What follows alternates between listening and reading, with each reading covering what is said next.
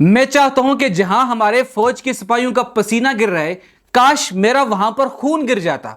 मैं अपनी फौज से प्यार करता हूं, हालांकि मैं कश्मीर में बैठकर, मैं कश्मीर का बासी हूं। लोग सिर्फ हमसे प्यार करें। मैं तुम्हें हजार गलतियां बताऊंगा बरतानिया की हुकूमत की, तुम सिर्फ एक बरतानिया की हुकूमत पर बात करके मुझे दिखा दो। बिस्मिल्लाहिर्रहमानिर्रहीम। मेरे देखने और सुनने वालों को अस्सलाम वालेकुम। आप देख रहे हैं मेरे यूट्यूब चैनल और फेसबुक पेज। मैं हूं सिराज चुगताई। नाजरीन, इमरान रियाज खान भगोड़ा बरतानिया में बैठकर अपनी आर्मी के खिलाफ किस तरीके से कैंपेन चला रहे हैं, इस वीडियो में इस पर बात करते हैं। इसके अलावा KPK की हुकूमत में एक बड़ा फ्रॉड सामने आया है, जिसमें हुकूमत ने मिलकर एक आलमी बैंक के साथ 10 करोड़ 60 लाख रुपए का फ्रॉड कर डाला। तो इसकी तफसील जानने से पहले जितने भी नए आने वाले दोस्त हैं वो जरूर चैनल को सब्सक्राइब कर दें ताकि नई मालूमात आप तक पहुंच सके।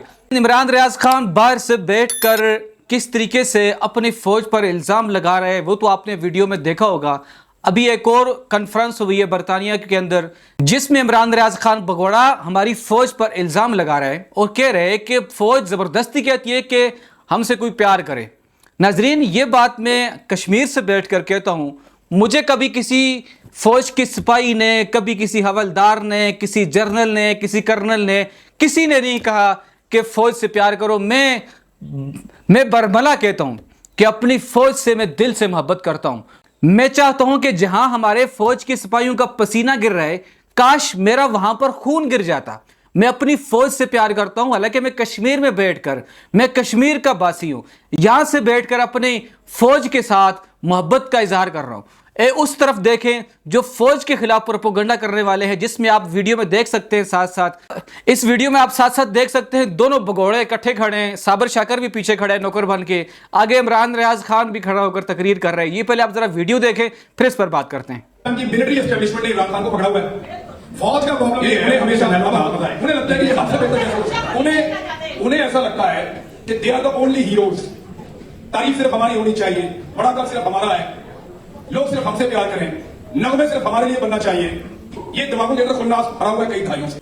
नाज़रीन, ये भगोड़ा जब पाकिस्तान में था उस वक्त भी यही काम कर रहा था। जब यहां से भाग कर गया है गद्दार अकबर, वहां पर भी जाके ये यही हरकतें कर रहे हैं। जो फौज को कमजोर करने की बात की जाती है, इसकी वजह क्या है ये बताता हूं आपको। और साथ साथ जो KPK के अंदर PTI के गवर्नमेंट ने इतना बड़ा फ्रॉड किया, उस पर भी बात करता हूं, वो भी आपको बताता हूं उसकी हकीकत क्या है। पहले ये समझ लें कि फौज के खिलाफ प्रोपेगेंडा क्यों करते हैं। नाजरीन देखें, शाम के अंदर, उर्दन के अंदर, इराक के अंदर, फ़लस्तीन के अंदर, ये जो बड़े बड़े इस्लामी ममालिक थे, एक टाइम पर सद्दाम हुसैन के पास 8 लाख फौज थी। वो इतनी ज़्यादा फौज, लेकिन शाम पर हमला करके किस तरीके से कमज़ोर कर दिया, किस तरीके से शाम का खात्मा कर दिया। आज देखें इसराइल वहाँ पर बिल्कुल कंट्रोल किए बैठे है। तो इसकी वजह क्या है? इसकी वजह यह है कि फ़ौज के खिलाफ इसलिए कैंपेन कर रहे हैं जैसा कि शाम की फ़ौज को कमज़ोर करके वहाँ पर अपना इन्होंने झंडा गाड़ा, अमेरिकनों ने और इसराइलियों ने। इसी तरीके से आहिस्ता आहिस्ता जो उनके आसपास के इलाके थे, सब जगह पर इन्होंने पहले फौज को कमज़ोर किया, उसके बाद जाकर रियासत पर कब्जा किया।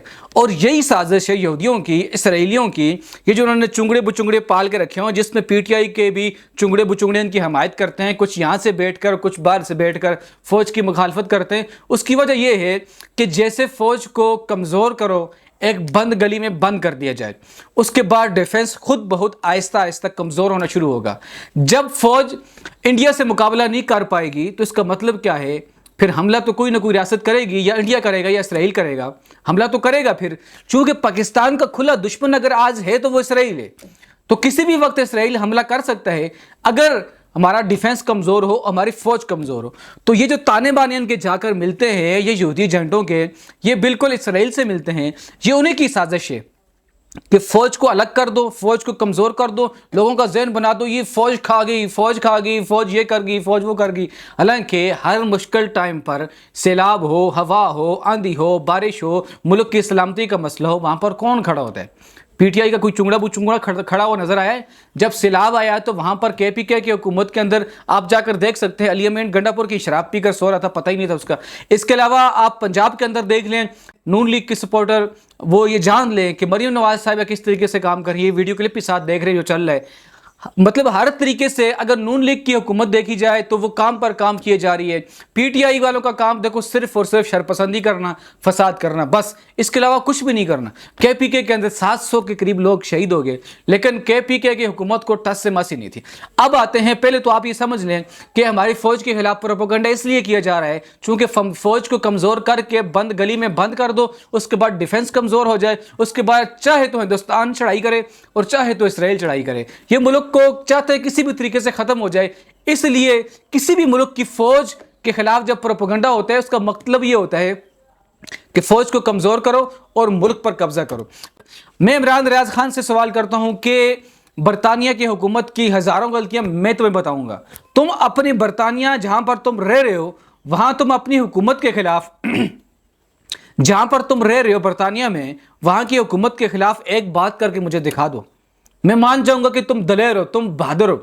मैं तुम्हें 1000 गलतियां बताऊंगा बरतानिया की हुकूमत की, तुम सिर्फ एक बरतानिया की हुकूमत पर बात करके मुझे दिखा दो, मैं मान जाऊंगा कि तुम हक और सच के साथ खड़े हो। तुम कभी नहीं करोगे। तुम अब यहां पाकिस्तान की फौज के खिलाफ इसलिए बात करोगे चूंकि रियासत को कमजोर करना है, फौज को बंद गली में बंद करके पाकिस्तान का नक्शा, ये जिस तरीके से इसराइल चाह रहा है कि पाकिस्तान का खात्मा हो जाए, चूंकि इसराइल के मुकाबले में सिर्फ एक पाकिस्तानियों की एक रियासत है जो ला इलाहा इल्लल्लाह के नाम पे बनी, जो यहूदियों के दिमाग में खटक रही है, जिस पर हमला करना भी नामुमकिन है। तो हमला तब ही होगा जब हमारा डिफेंस कमजोर होगा। अब आते हैं केपीके के अंदर 10 करोड़ 60 लाख का फ्रॉड हो गया जिसमें पीटीआई की हुकूमत मुलविस है। अब फ्रॉड भी जो आलमी बैंक था उसके साथ इन्होंने किया, जिसमें पता चला कि इनके बहुत सारे मुलाजमीन, सरकारी मुलाजमीन जो पीटीआई की हुकूमत के मातहत हैं वो मुलविस है और पीटीआई की हुकूमत डायरेक्ट इसमें मुलविस है। इससे पहले भी आपने देखा ये 2 नंबर जो हाजी बने फिरते हैं कि केपीके की हुकूमत तो इंसाफ कायम करने के लिए आई है, तो आपने इंसाफ देख लिया ना, 10 करोड़ का फ्रॉड कर डाला ना, वो भी आलमी बैंक के साथ। और दुनिया में अभी आपको पता है कि क्या शर्मिंदगी होगी पाकिस्तान को। लिहाजा मैं ये समझता हूँ जब तक ये जो जमात है, पीटीआई की जो जमात है, इसको बिल्कुल पाकिस्तान के अंदर से जब तक ख़त्म ना किया जाए तो उस वक्त तक नाजरीन इंतशार ख़त्म होने वाला नहीं है। तो नाजरीन अब तक के लिए इतनी काफ़ी, मिलते हैं एक नई वीडियो में। अल्लाह हाफिज़।